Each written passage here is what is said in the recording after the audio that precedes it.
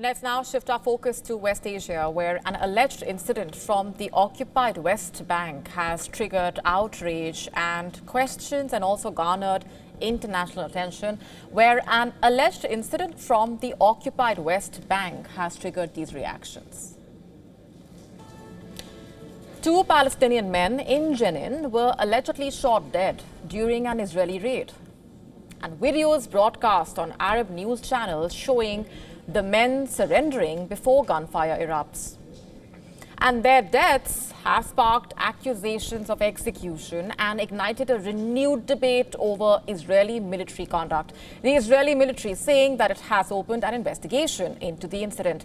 The two men were identified by the Palestinian authorities as 26-year-old Al-Muntasir Abdullah and a 37-year-old Yosef Assasa, further claiming that Israel had taken away their bodies. And in one of the videos aired on Palestine TV, the men are seen stepping out of a garage with their hands raised and lifting their shirts to show they are not carrying explosives.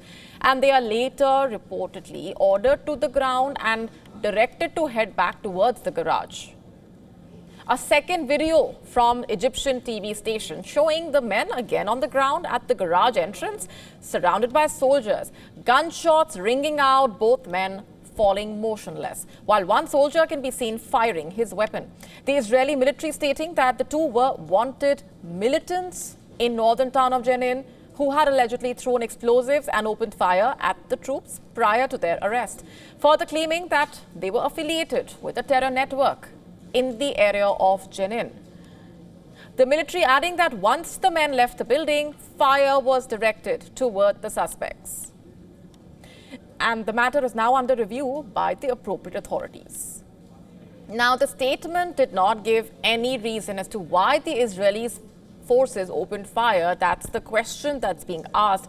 Nor did it specify what the two men were accused of or if there was any evidence of their alleged link with a terror network. Palestinians and human rights organizations saying that similar such probes have rarely led to accountability.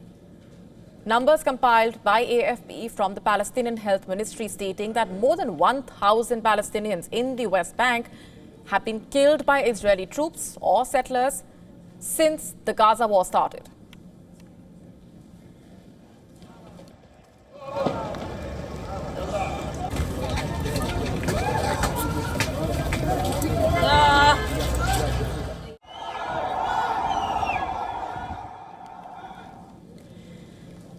The Palestinian Prime Minister's office, meanwhile, accused Israel of executing the men in cold blood and described the shooting as an outright extrajudicial killing and a violation of international humanitarian law, while Hamas condemned the killing of the men in Jenin as an execution, quote unquote.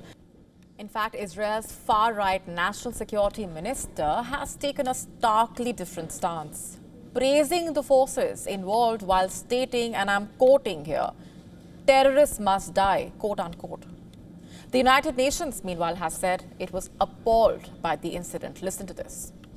We're appalled by the brazen killing by Israeli border police yesterday of two Palestinian men in Jenin in the occupied West Bank in yet another apparent summary execution.